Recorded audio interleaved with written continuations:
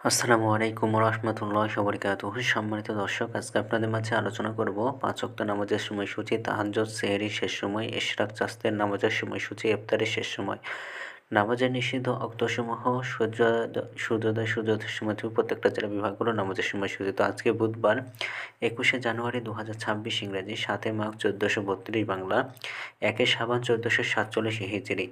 ঢাকা এবং তার পার্শ্ববর্তী এলাকার নামাজের সময়সূচিগুলো তুলে ধরবো। তারপরে অন্যান্য জেলা বিভাগগুলোর নামাজের সময়সূচিগুলো তুলে ধরবো। তো যে যেখান থেকে ভিডিও দেখছেন কমেন্ট করে জানাবেন। আজকে ঢাকা এবং তার পার্শ্ববর্তী এলাকার ফজরের নামাজের রক্ত শুরু হবে ৫টা ২৬ মিনিটে, শেষ হবে ৬টা ৪২ মিনিটে। জোহরের নামাজের রক্ত শুরু হবে ১২টা ১৩ মিনিটে, শেষ হবে ৩টা ৫৯ মিনিটে।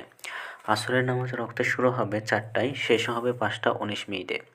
মাগরিবের নামাজের রক্ত শুরু হবে ৫টা ৪০ মিনিটে, শেষ হবে ৬টা ৫৫ মিনিটে। এশার নামাজের রক্ত শুরু হবে ৬টা ৫৬ মিনিটে।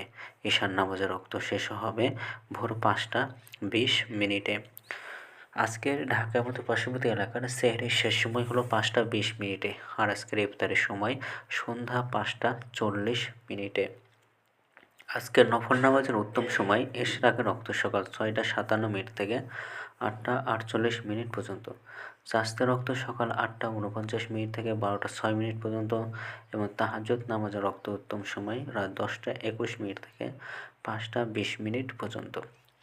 আজকের নামাজের নিষিদ্ধ ওয়াক্ত হলো ৩টার সময়, সকালে ৬টা ৪৩ থেকে ৬টা ৫৬ মিনিট পর্যন্ত, দুপুরে ১২টা ৭ থেকে ১২টা ১২ মিনিট পর্যন্ত এবং সন্ধ্যায় ৫টা ২০ মিনিট থেকে ৫টা ৩৬ মিনিট পর্যন্ত। এই সময়ের মধ্যে কোনো প্রকার নামাজ আদায় করতে পারবেন না।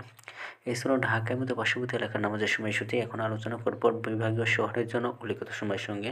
যেসব বিভাগের সময় আপনারা যোগ বিয়োগ করবেন তা হলো এই: বিয়োগ করবেন চট্টগ্রামে ৫ মিনিট এবং সিলেটে ৬ মিনিট কম করবেন, ঢাকার মতো পার্শ্ববর্তী এলাকায় যে আমাদের সময়সূচিরা রয়েছে সেখান থেকে, এবং যোগ করবেন খুলনাতে ৩ মিনিট, রাজশাহীতে ৭ মিনিট, রংপুর ৮ মিনিট, বরিশালে ১ মিনিট বেশি করবেন ঢাকার মতো পার্শ্ববর্তী এলাকার নামাজের সময়সূচি থেকে।